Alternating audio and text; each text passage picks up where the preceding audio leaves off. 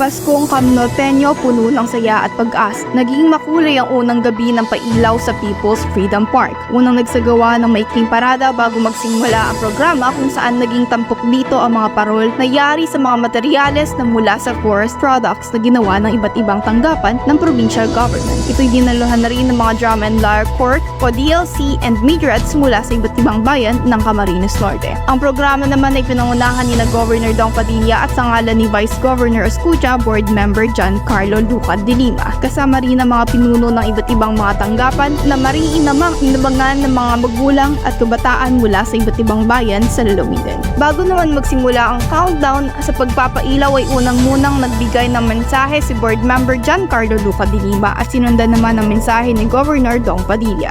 Sa kanyang mensahe, sinabi niya na patuloy na mananatiling bukas ang People's Freedom Park sa mga mamayan. Ipinangako pa niya na magkakaroon ng Children's Park sa loob nito na labis namang ikinatuwa ng mga tao. Sa akin, bilang isang magulang din, ang akin pong pakikiusap sa lahat ng kapwa kong magulang.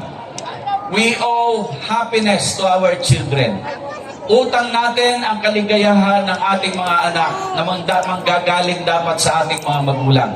Kaya po ang akin pong pakiusap sa Paskong ito, bigyan po natin ang bawat kabataan sa Camarines Norte ng ngiti sa kanilang mga labi na ipadalma natin na ang Kapaskuhan ay para sa kanila. At ako po humihiling sa bawat isa, sa bawat isang mamamayan ng Camarines Norte na ang darating na 2024, naniniwala po ako, darating na po ang bagong Camarines Norte. Samantala, muli naman nanawagan na pagkakaisa si Governor Padilla sa lahat ng mamamayan ng Camarines Norte. Hiniling niya na patuloy silang samahan at huwag tumigil sa pagdarasal sa patuloy na kaunlaran ng ating lalawigan. Para sa Totoo Balitang Banwaan, Rona Vega, BCN.